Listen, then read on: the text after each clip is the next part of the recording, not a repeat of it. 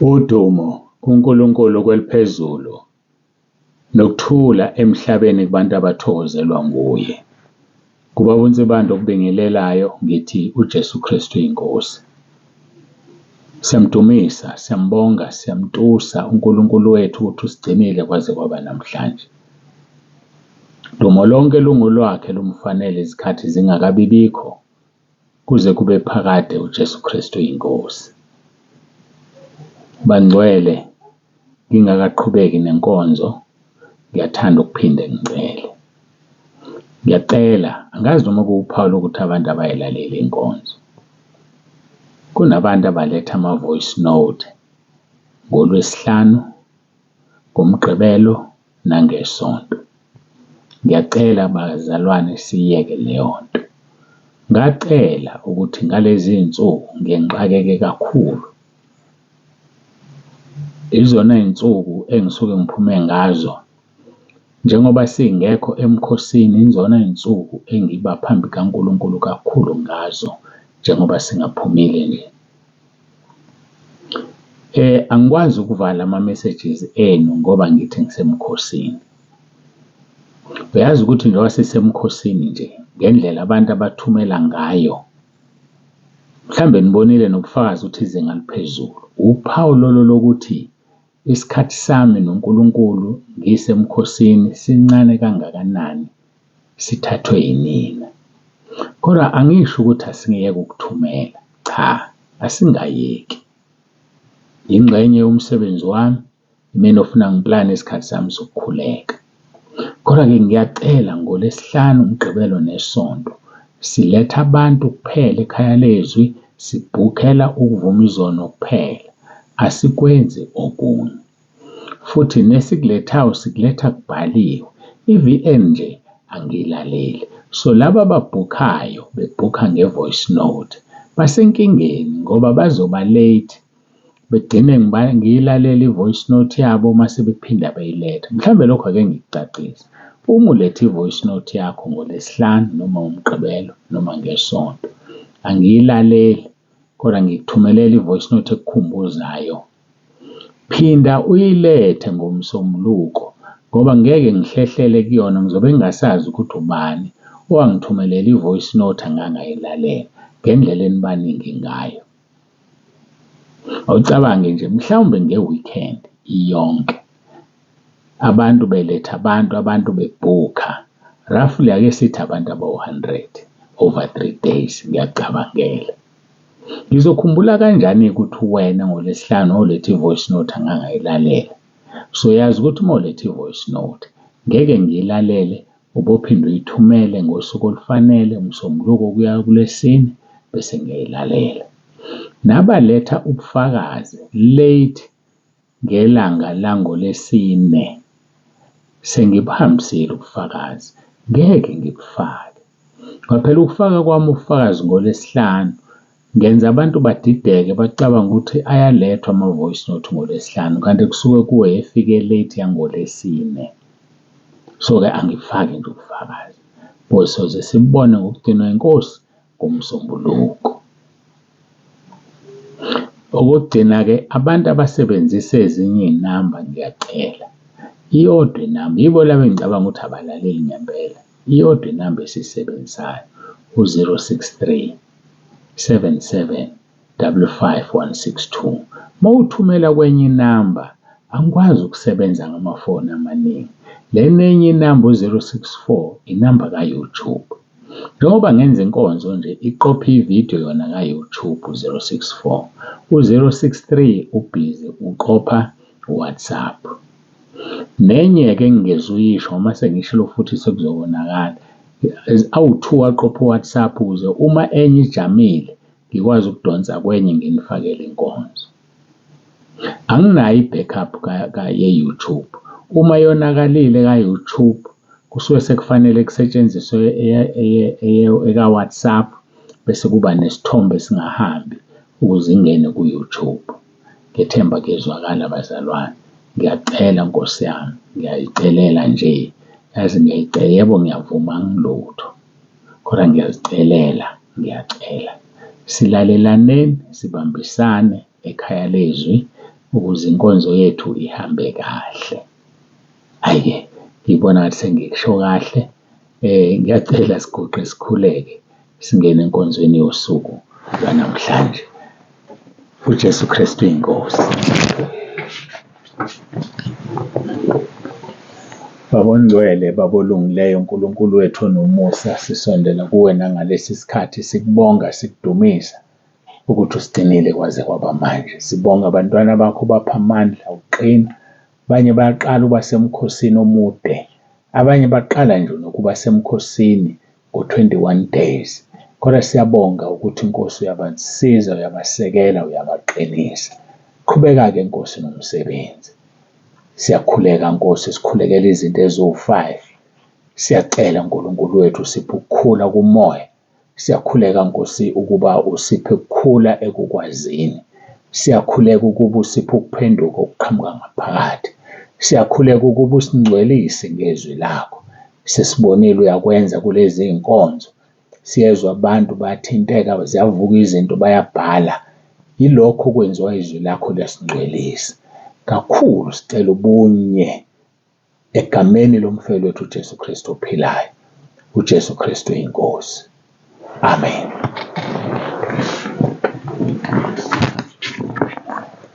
Siyambonga-ke kakhulu. Siyamdumisa uNkulunkulu bangcwele. Hayi, siyambonga kakhulu, uyasithanda ngendlela emangalisayo. Asifunde-ke izwi lenkosi esilitholayo laphaya kwabaseFilipi chapter 3. Sofunda uverse 7 noverse 8. Verse 7 noverse 8. Isihloko sakhona sithi ukulunga okukuKristu kuyinzuzo. Bakithi, ukulunga okukuKristu. Yabona ukulunga ukuqhamuka kwenye indawo akusebenzi. Ukulunga ukubonwa ngabantu bakuncome akusebenzi. Kusebenza ukulunga ngokuthi unconywe uNkulunkulu. Ngoba singakuncoma thina, kanti mhlawumbe uxabene nenkosi wena. Simangale singasakufici ezulwini, kanti uyasho esihogweni ngoba wena uxabene nenkosi. Kulungile basincoma abantu, kodwa mina kungijabulisi. Ngijatshulisa ukuthi igama lami lilotshiwe ezulwini. Ngijatshulisa ukuthi nginconywa inkosi uJesu. Ngijatshulisa ukuthi ongigibele uyangincoma, angibonge ngesakhe isikhathi wena ungasekho lapho. Athi ngiyabonga mntanami. Ayangikhuthaza lawo magama eqhamuka kuyena. Ngakho sonke asiphokophelele ukunconywa uNkulunkulu, hayi ukunconywa umuntu. Kahle kahle ukunconywa umuntu kuyakuwisa, kuyakulimaza. Umuntu nje akuncome nje esikhaleni, ngoba uvele ubone ngathi wenza kahle, bese wenza izinto uzenzele abantu. Siyakhumbula enkonzweni yethu yangesonto kukhulunywa ngokupha. Kuthiwa isandla sokudla masenza utho esokhohlo singaboni, singakhalisi icilongo ngoba umvuzo usesiwamukele. So asenze izinto senzela abantu. Akungakujabulisi ukunconywa abantu. Jatshulisa ukunconywa uNkulunkulu. Uthini umpostoli Paul kwabaseKorinte besibili chapter 12? Uthi ngakhala kathathu enkosini, ngeva ngimukulwe ingelosi kaSathane ukuba ilisuse. Kodwa inkosi yathini? Yathi nginamandla ebuthakathakeni bakho. Ayikho into emnandi njengaleyo. Abantu bakubona ubuthakathaka, abantu bakubona ukuthi uweak, athi uJesu nginamandla ebuthakathakeni bakho. Abantu bakubona uyisiguli, kanti ukugula kwakho ilokho kwenza ulande imfihlakalo ulele embhedeni. Awukwazi ukuhamba, awukwazi ukwenza izinto, kodwa ubuya nemfihlakalo, nembono, unamaphupho. uNkulunkulu ukhuluma nawe ngevoice. Athi nginamandla ebuthakathakeni bakho. Abantu bakubukela phansi, abakunaki, bayakunesa uma uye etoilet, uyazingcolisa, ugezwe, nawe uzophatheke kabi. Kodwa athi uJesu nginamandla ebuthakathakeni bakho. Abakugezayo nabakunesayo bazothola umqhele, kuhle, fine, kodwa yena unamandla ebuthakathakeni bakho. Ngoba ukuba ubungebuthakathaka wehla wenyuka, ubuzopheka, uwashe, ungamnika isikhathi, kanti siyayidinga lento uNkulunkulu ayibeke kuwena. Kodwa siyidinga uhlezi phansi, siyidinga ukwiposition uNkulunkulu akufuna kuyona, hhayi lefunwa yithina. So ungamnaki umuntu. Umuntu ubuka ongaphandle akakwazi okungaphakathi. Sikhuluma ngesihloko ukulunga okukuKristu kuyinzuzo. Saze vele kwayinkonzo. Ukulunga okukuKristu kuyinzuzo. Akusebenzi ukulunga kwabantu. Futhi ungadidwa abantu ngenxa yokulunga abakubona kuwe bese bekwenzisa izinto uNkulunkulu angashongo ukuthi uzenze. Ayangiphinde futhi. Kungakulimaze ukunconywa abantu bese wenza izinto uNkulunkulu angashongo ukuthi zenze. Number 2. Kungakulimaza ukunconywa abantu ugcine sewenza izinto okungafanelekile ukuthi uzenze ngenxa yesimo sakho. Angiphinde futhi. Kungakujabulisi ukunconywa abantu ugcine usuwenza izinto okungafanele uzenze ngenxa yesimo sakho. Kusho ukuthini lokho? Mhlawumbe uyazona ukuthi uwonile. Kunesono kufanele usivume. Bathi abazalwane usiphathele izwi sibanibani. Unqene usaba ukunqaba. Phathe izwi unesono. Thukuthelisa uNkulunkulu uyamcasula ingcwele leya ndawo. Ngakho ungajatshulisa ukunconywa abantu bese wenza into ongafanele ukuthi uyenze. Nangasho uNkulunkulu ukuthi uyenze ngoba usuyenziswa abantu. Bathi abantu awusenzele isidlo sibanibani.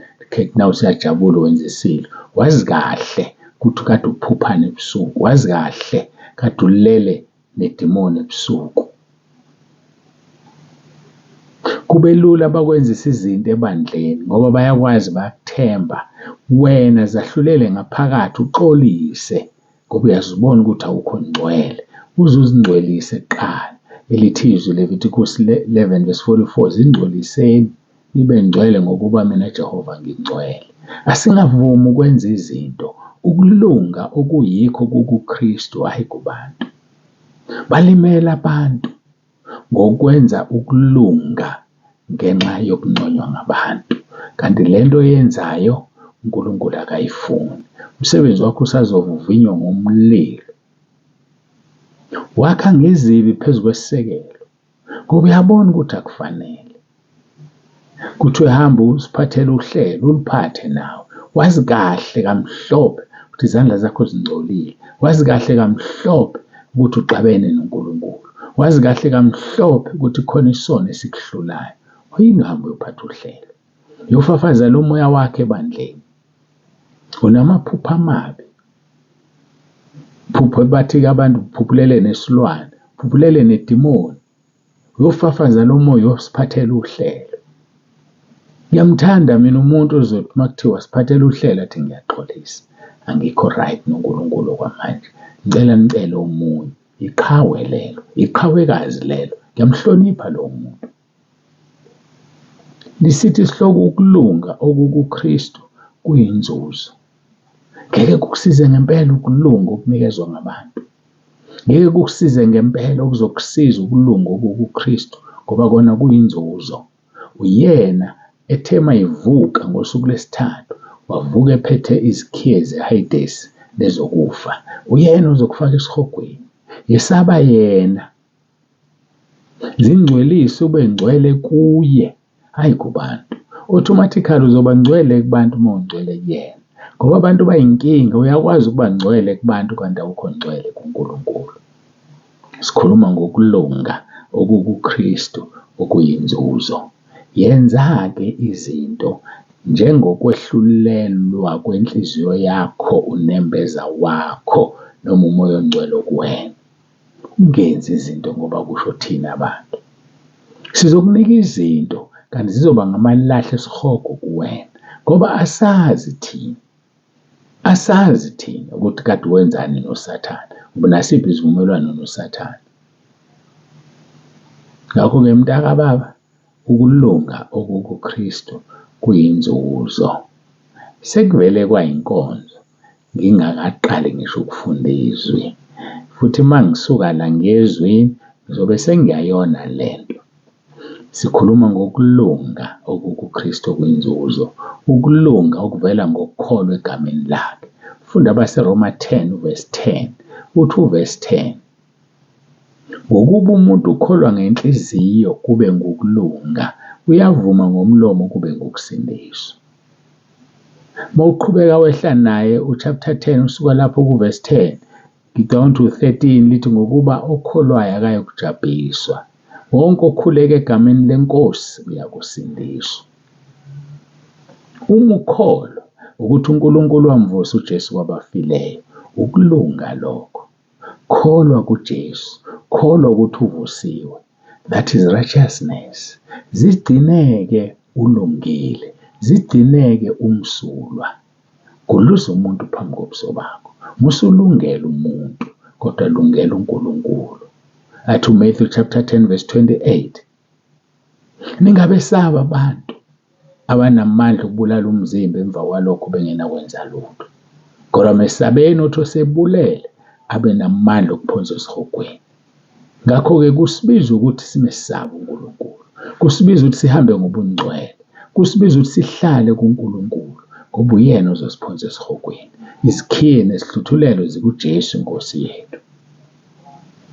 Angiguqe ngikhuleke. Siyambonga uNkulunkulu osebenza ngendlela yakhe. Sithi sihlele okunye avela angenise okwakhe ngoba useyakufuna okwakhe, ufuna kukhulunywe ngakho. Namhlanje sikhulume ngokulunga. Ungakwenzi ukulunga kwakho wenzela abantu. Ungenzi into wenzela abantu, kodwa into oyenzayo yenzela uNkulunkulu, yenzela ukunconywa uNkulunkulu. Athi uJesu uzibekeleni ingcebo ezulwini lapho kungekho sela, kungekho inundu. Athi lapho inhliziyo yakhe ikhona, athi lapho ingcebo yakhe ikhona nenhliziyo yakhe yoba khona.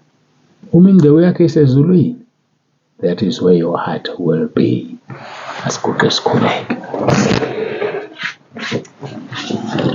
Baba ongcwele, Baba olungileyo, siyakubonga ukukhuluma kwakho. Siyabonga Nkosi kakhulu, siyakudumisa. UnguNkulunkulu ezulwini, uNkulunkulu emhlabeni. Uyasingcweliswa ngezwi lakho. Ukhuluma okuthandayo ngesikhathi osithandayo. Namanje Nkosi ngithi ngenze ibumbe esandleni sakho. Ubumbe lento oyifunayo, ukhulume lento oyithandayo ngalomzimba. Ngiwunikela kuwena Nkosi ukuthi ube yisitshe esingcwele. Ngiwunikela kuwe Nkosi noma uyibumba kodwa uyiphatha ingcebo ekuwena. Siyabonga Nkosi, ngiyabonga, ngipha ukuthobeka ngaso sonke isikhathi. Ungipha ukulalela, ungipha ukwenza intando yakho ngoba intando yakho iyisibusiso. Ngiyacela-ke Nkosi usize lona loyo olalela enkonzo. Mlekelele Nkulunkulu wami nomusa ukuba lizwe alenze izwi. Siyazi izwi zige, siyazi usuzobuya uzosilanda siyophumula ekhaya. Siza kube yilona loyo Nkosi angasali makuhluthwa ibandla. Siyabonga. UJesu Kristu uyinkosi. Amen.